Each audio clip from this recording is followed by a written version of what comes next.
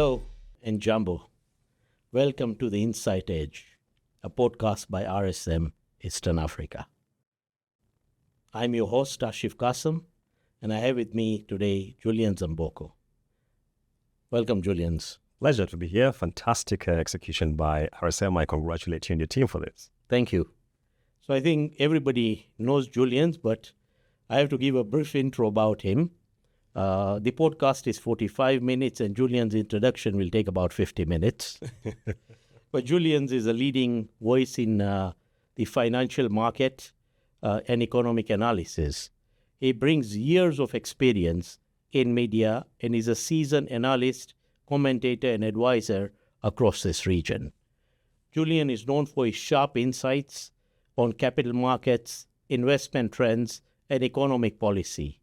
He has built a very strong reputation for breaking down complex financial concepts into clear, actionable, and indirect perspectives. Julians, it's always a pleasure to be with you and hear from you. Asante. Today, we are going to explore how, the East African landscape is moving.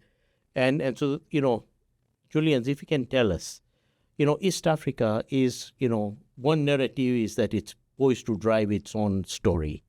The other narrative is that somebody outside is going to drive it for us. Yes.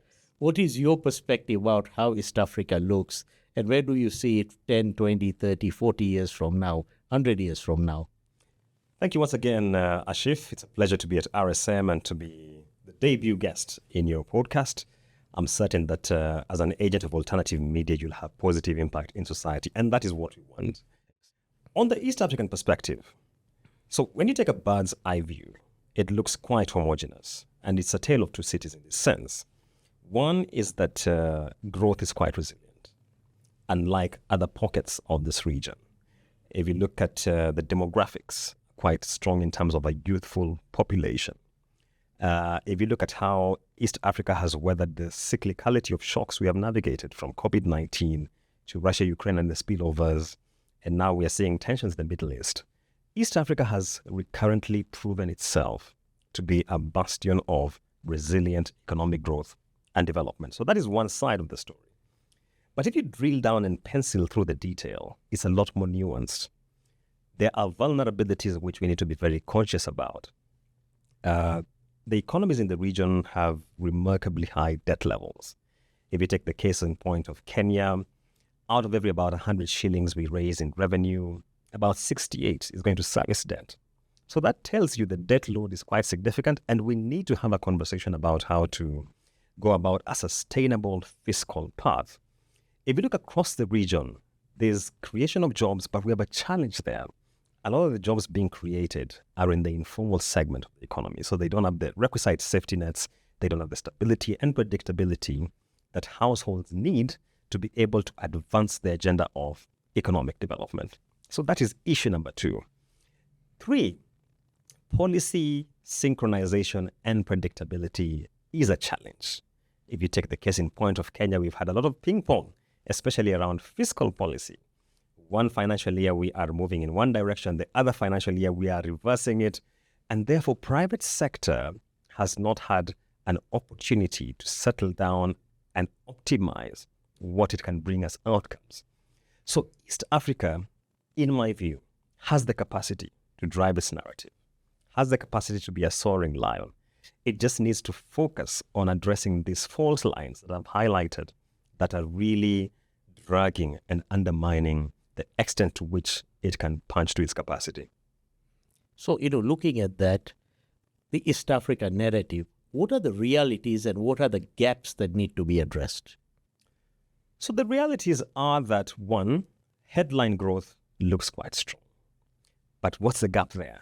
If you come to the micro level, there is a dissonance between the macro story, which looks quite rosy, and the micro realities that households have to grapple with.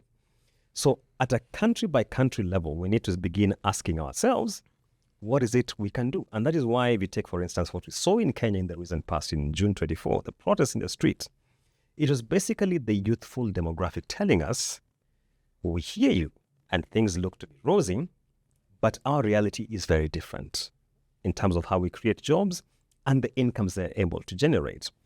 Private sector, throbbing. A lot of capital is coming in, a lot of activity is happening. If you look at Kenya between January and now, we've had Kenya Pipeline going to market. We've had Nedbank coming and having an acquisition here. We've had a number of transactions. But the private sector at the MSME level is still telling you cash flow is tight. We are unable to meet even our overheads on a recurrent basis. And that speaks to the fact that, one, credit to the private sector is having a challenge, and data from the central bank actually paints that picture very well. When we started FY25, we were in negative territory. We are now oscillating around 5, 5.5, 5.6.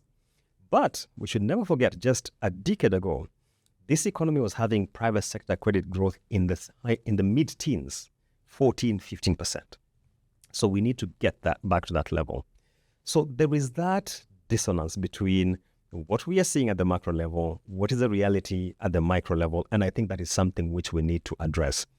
Maybe to close on that point, Ashif, is that our policy toolbox needs to have perfect harmony. And by that I mean the fiscal side, which is basically public finance, taxation, and spending, needs to be in harmony with what we are seeing on the monetary side from the central banks, whether it is in Kenya, Uganda, or wherever. As long as we have the governments going to the domestic market and borrowing by the bucket loads, there is no way financial lenders like the banks would be thinking about Ashif and Julian's as viable entities to which to lend, when the sovereign, which is perceived to be risk-free, is borrowing at high rates. So there is that realignment we need to think about in our policy mix. But broadly speaking, again, this region has a lot of promise. This region has very deep structural fault lines that need to be addressed. So it's homogeneous across all the countries. It's not just one country that is fault line across it. It cuts across. If you look at especially the main economies, Kenya, Uganda, Tanzania, the issue of predominantly creating jobs in the informal sector cuts across. The sort of reforms we are undergoing in our tax administration and tax collection cuts across. If you look at private sector, on the credit side, we're seeing stellar numbers from Uganda and Tanzania, but we should remember contextually, Kenya had about 4 years of caps on interest rates. And sometimes we forget just how significant an impact that had on the credit transmission into the real economy. So Kenya is still nursing that hangover, if I could put it that way. So looking at this, the baseline, as I would call it, what are the specific issues that governments should do individually in each of these countries, but across the region and align so that some of these structural gaps can be addressed? So I think the first thing that governments need to do, this region needs to appreciate that the reason why a lot of the economic transformation we have seen in other jurisdictions in the world was anchored on manufacturing is because it tends to be labor intensive and therefore creates jobs for your growing population. So we need to have serious conversations, and this is an East African conversation, not just a Kenyan conversation, about the place of manufacturing in the wider economic agenda. The cost of power is something we need to think about seriously. And the fact that we have an East African power pool which we can optimize and ensure that the cost is then brought downwards to facilitate enterprise growth and scaling and therefore be able to create opportunities is something which I think needs to be front and center of our policy thinking. Secondly, is that in one way or the other, this entire region has been through an IMF program. And that tells you that from a fiscal side, we needed to get our house in order. So first of all, expenditure needs to be managed, needs to be prudent. Many times we talk about fiscal policy and we think about it in revenue-raising terms. Not necessarily. We can actually have a fiscal consolidation agenda which is anchored on ensuring we actually live within our means as economies. So we need to think about our debt liabilities and how we smoothen that maturity profile. And I've been really encouraged by the efforts I have seen coming from Kenya. Over the last 18 months, Kenya has been very proactive in trying to ensure that the maturities which are coming in the 2030s are beginning to be settled at this particular point. So that is something which I think also, again, needs to be front and center. So first of all, manufacturing. Second is getting our fiscal affairs in order. And thirdly is just addressing the issue of formal financial inclusion. There is no doubt that today, Ashif, if you wanted credit, however risk-laden you are, you will find a solution because the solution will price for your risk. But is there a way we can ensure that the vast majority of this population actually finds solution within the formal institutions, banks, circles? Because there you're able to build your credit profile in a very systematic way.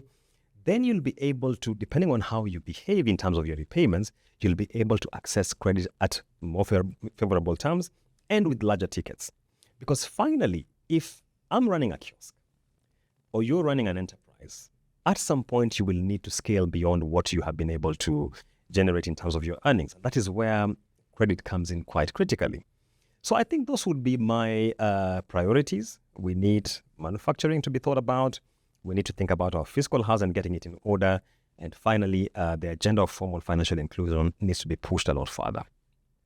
You talked about the financial inclusion. One statistics that I've been seeing that the jobs in the informal sector and that creation is much higher than in the private sector. Okay, yet there is no enabling environment for that sector to thrive, whether it's financial inclusion, it's the ease of doing business. Even our ease of doing business is measured around the large corporates. Okay, what are the areas that you need, you see as the key drivers that will actually help this bottom, this important pyramid, to really become big players and contribute, across the growth in the region? Ashif, let's take a very realistic case in point. If you walked into any stall in Nairobi Central Business District, or whether you are in Arusha or you're in Kampala, Uganda, if you look at the walls, you will likely see an array of approvals from various state agencies for operation. And that just goes to tell us the process of starting and running an enterprise is not the simplest in this part of the world. And one of the conversations that I have had with the Kenyan authorities, this is because I interact with them most, is how can we simplify the taxation to which we subject these businesses? Kenya came up with the turnover tax in 2007. If you look at the statistics around the number of enterprises which have been registered for it, you'll be shocked. And you'll begin asking yourself, why is it that it was meant to be simpler, but it doesn't seem to be trickling down to the very businesses it was meant to address? Structural issues in terms of its design, in my view, come into play. And secondly, in terms of the rate itself. So that is one area where I think a lot could be done. Secondly, if we go to West Africa, and because we are having a conversation on a regional podcast, if you go to West Africa, Nigeria is currently undergoing a very interesting exercise where they basically overhauled the tax regime. And they said, let's do an analysis and see. Businesses below a certain category are really survival businesses. This is a mom and pop shop really struggling to just put food on the table. How can we make it easier for them to get to their 5th birthday? That was the first question. And the solution that was arrived at is, let those guys deal with indirect taxes. Let's not bother them with direct taxes. So let that guy deal with value-added tax, with the excise and the rest, which everyone deals with when they are purchasing products.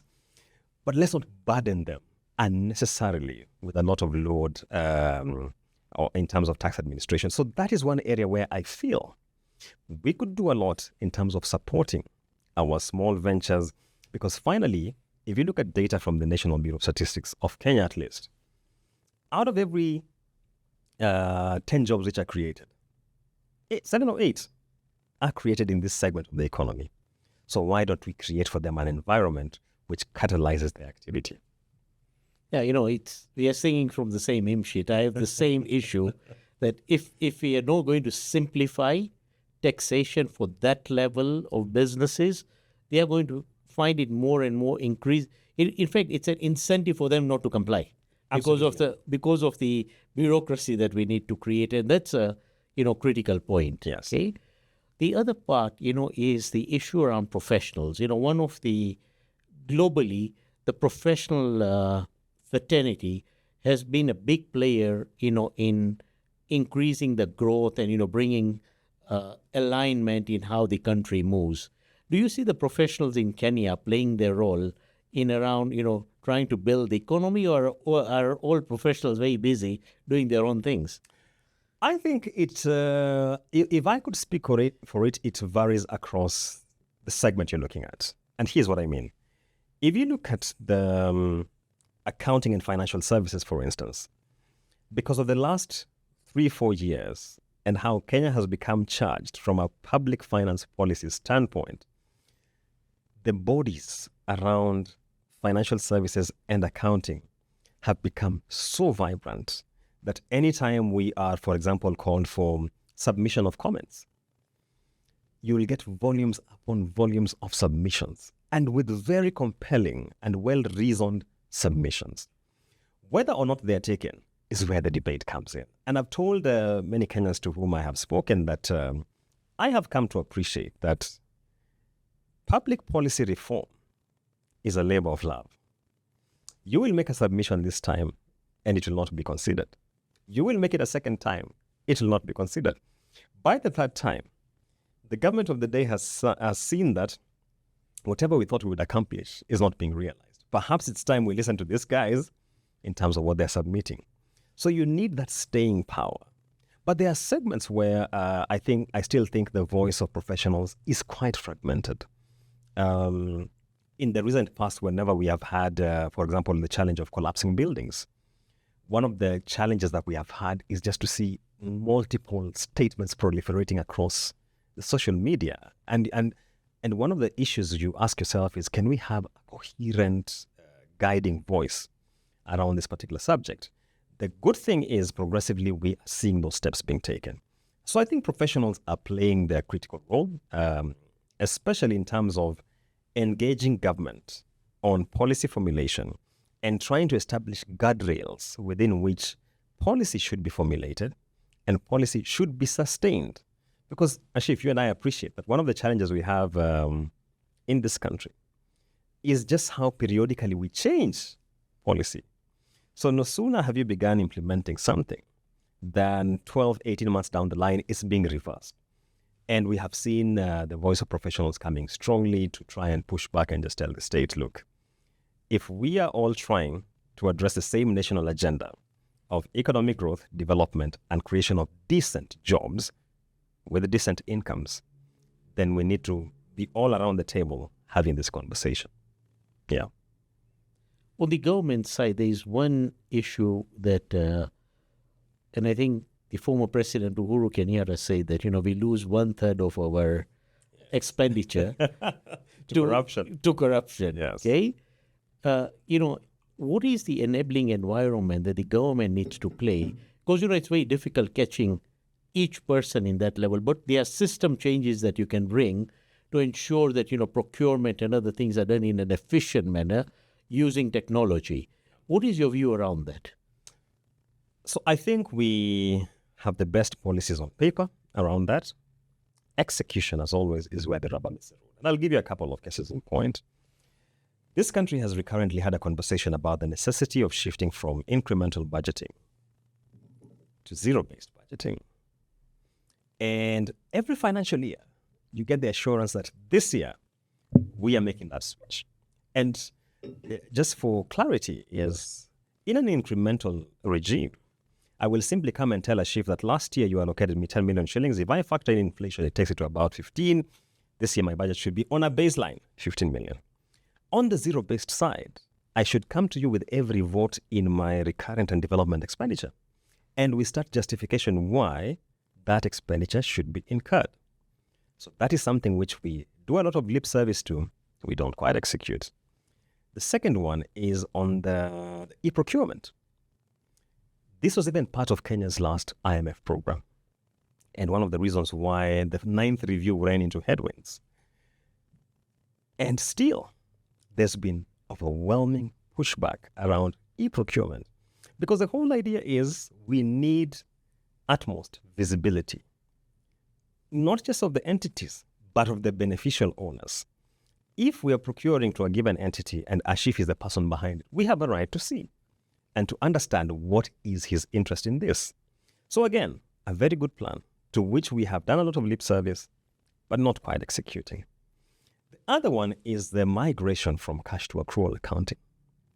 Again, something which we have engaged extensively on. I have had this conversation with the Controller of Budget, with the Auditor General. But for some reason, it will be some state agencies, some MDAs, ministries, departments, and agencies which have made the migration, but some are still lagging behind. Especially if you go to the devolved units, which, as you know, part of the division of revenue regime in this country is, in any given year, a given proportion will be designated to them. So if you're talking, for example, in the case of the next financial year, which is 26-27, and you're talking about 420 billion shillings, it's quite a tidy sum. It's only fair that we have the best accounting practice around it. So, Ashif, these things are not rocket science. These are not things we don't know. These are things we actually know. I've always challenged the state.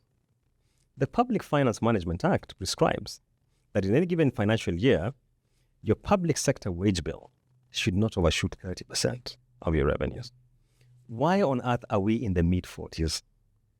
And can we find a pathway back to coming to the prescribed threshold?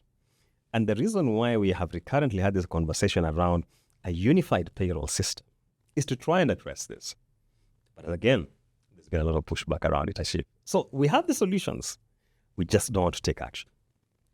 So, if you look at it, it's really self-interest versus the collective public interest. And, it looks like it's right through. It is at running the government level, even at East African level. We are taking a lot of investment decisions without saying how do we synchronize, how do we match those decisions, which country is the best to run that area. Okay, the oil pipeline is a classic example. Perfect guessing point. Yeah, that we are all running for where it'll sit rather than what it'll do for the region. Do you see that issue being addressed, or we are always going to be very individualistic? I think because of the nature of where we are. First of all, globally, we have had a lot of geopolitical fragmentation and the idea that countries are increasingly looking inward first, as opposed to looking at from a multilateral perspective and what would be the best interests of regions. So there is that competitive nature. Then secondly, in the recent decade or so, we have seen peer economies across the region really ramping up their capacities, especially from a commerce and industry perspective, because there has always been the view that, of course, Kenya is a dominant economy, but that is being challenged. If you go to Addis and you see what's happening there, if you go to Tanzania and you see what's happening, if you cross over to Kigali, some good stories happening there. So to that degree, and because we are in a space where every government's first agenda of the day-to-day is domestic resource mobilization. So even harmonizing something like customs elicits a lot of debate across the region. This will work for Kenya, this will not work for us, and there's all that debate. But I think if there is one region that really takes the crown in terms of regional integration from an African perspective, it has to be East Africa. It certainly has to be East Africa. We have our teething issues. We have the challenges of harmonization. And don't forget, we have admitted DR Congo. We have admitted Somalia. They come with their own complexities. In the latest heads of state meeting, which took place in Tanzania, you saw the resolutions being taken. We used to require consensus for decision making. We want to have a threshold in terms of what defines quorum so that we can take this forward. And I think it is those small steps which keep on giving me confidence that despite all the challenges we have, and despite all the inward-looking nature we can see across the region, directionally, I think EA is facing the right space. I tend to agree. I think when we look at other regions and Absolutely. other blocks, East African community is far ahead, and it's just a matter of the fine tuning. And once that is done, and I think the bigger conversation, and I 2 years ago when I was talking at the East African Business Council Summit, I said we need to work towards the collection of the willing rather than having everybody on the board agreeing on the same thing. And, that's how we'll get some of the issues moving. And then there'll be the FOMO, that the people who are not signing up to it will say, okay, now we need to sign up to it. Yeah. But, in this whole issue, we talked about the government and the space. But what is the role that the private sector needs to play? Is the private sector playing that active role? Or, again, more and more, is it becoming, self-interest driving things, even amongst industries? So there are two things here, Ashif. For a while, I felt the private sector, and I'm speaking especially for Kenya, became a bit disenfranchised. And this was very visible, especially around 2022, 23, and 24. And what happened in these particular episodes, because of the COVID relief measures, when they were being unwound, we had a lot of tax adjustments. And at some point, it really did not matter what you submitted. You knew it was not going to be considered. So there was a bit of despondency on the private sector side. To give the private sector also credit is just the staying power, that despite all the cyclicality in terms of the seasons we have gone through as an economy, and at a regional level, we have seen a lot of action around, for example, commercial banks giving forbearance for debt, and especially targeting the small and medium-sized businesses. That is something which I believe has helped many tide through the challenges they're facing. We have seen a lot of advocacy work being done in terms of where manufacturing and industry needs to be placed. It is still being done. In this region, for a long time, we did not have stability around excise, for instance, around alcoholic beverages. It is only now that we are beginning to have that stability that creates a predictable environment. And you can see it showing in the numbers which are being put out by players across the business environment. Where do I see a challenge, Ashif? And here we have to be quite candid. Sometimes a lot of the advocacy and lobbying we see is individual-centered. So I will go and make a proposal which enhances my business to the disadvantage of Ashif. And this happens a lot. Sometimes you look at the proposals being submitted and you wonder, are these players in the same jurisdiction? Are they in the same business environment? And when it passes, one business seems to be thriving, but the rest of the industry is lagging behind. So to that degree, I think the umbrella bodies also need to do some introspection and look at it with the benefit of everyone in mind. I like the view that we compete for profit, but we collaborate for purpose. And I think we need to come to that point where collaboration for purpose is better for the industry, for the country, and for the region. I think I like your phrase, for the benefit of everybody in mind. I think that should be the driving part, especially around, umbrella organizations and what they are taking forward, because that's a critical part. Correct. Let's move to Kenya, the dream to becoming Singapore. Yes. Okay? And that's what all discussions are around now. Correct. What is your view? The road to Singapore. One is that when I look back, Kenya has had a number of blueprints, whether you're looking at Vision 2030, whether you're looking at the Big Four agenda under President Uhuru Kenyatta, whether you're looking at the bottom-up economic transformation agenda now under the current administration, which has since morphed into the road to Singapore. And I think for me, there is a question around coherence across all this. And the fact that we need to address the basics. The ordinary Kenyan is asking themselves questions around jobs and questions around incomes. I remember 2 years ago, I was part of a roundtable where, not 2 years ago, when the new administration was still fresh, and I said, the biggest challenge that the incoming administration faces is twofold. One, they are coming in when real wages have been contracting for 4 years straight. If you look at it right now, I think it's about 5 years or 6 years straight. Two, they're coming in at a time when the bulk of the jobs being created are in the informal segment. And if we don't think about these two problems, we will have a lot of social tensions. And in my own analysis, what we saw in June of 2024 was a manifestation of that. So the coherence around job and incomes creation is something which I think needs to be addressed. Whichever model you want to look at, whether it's the road to Singapore, whether it's Vision 2030, whether it's Big Four, that's the basic question households are asking. The second one is going back to the question on industry. It is only through industry that you'll be able to create these jobs at scale. And I think that is something which, when you look at Kenya, for instance, every manufacturer you talk to will tell you the cost of power is atrocious. We cannot manage this thing.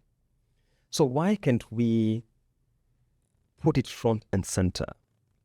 Again, irrespective of the model you're looking at, you want to have decent and cost-effective power. Of course, the market players will tell you would rather have expensive power than no power at all. But yes, that's something which is at the core of it.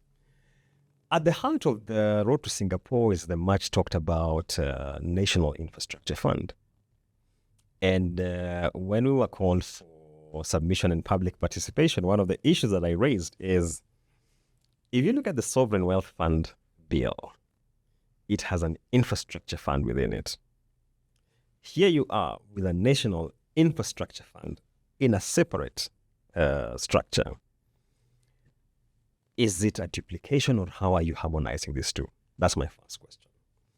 The second one drills to the issue of, if you look at, for example, the Kenya Pipeline privatization, the IPO, which raised 106 billion shillings by the government state, they want to mobilize about 12 shillings for every shilling raised. That's an ambitious crowding in multiple. And I'm really just waiting to see how it will be actualized and who will be these private players coming and deploying their capital into that kitty. So I think, the intentions of the road to Singapore are welcome. We are debating around the basics which ordinary Kenyans are battling with. When I leave this building and go into the streets, the shoe shiner who helps me shine my shoes on the roadside is thinking about school fees. And that's as far as their problems go. So we need to address those issues. And back to the point where we began, Ashif, the dissonance between the macro story and the micro realities is quite significant. But one other thing is that every time the government wants to do something, there's an uproar that it's not doing the right thing. Yet we all know that the road to Singapore was not easy for Singapore. Yeah. People sacrificed a lot. But the issue that drove Singapore is that people trusted in the compliance structure. Yep. And that compliance structure brought in what it is today. Okay. And I think that's a difficult journey that even individual Kenyans who dream of Singapore have to go through that journey. And a shift to that point, and this is what we were discussing earlier. When we look at our expenditure, the bigger question that Kenyans have is value for money. And the reason why in this country tax morale is quite subdued is value for money. Because you have relatively high tax rates. But when you look at the quality and state of public services, it's quite wanting. So if we address that, and that is why I go back, Ashif, I have had the privilege of reading Kenya's budget speeches going back to 1962. And I can tell you, this country used to have finance ministers who struggled to balance their budgets. Just go and read, especially Mwai Kibaki was finance minister between 1969 and 1981.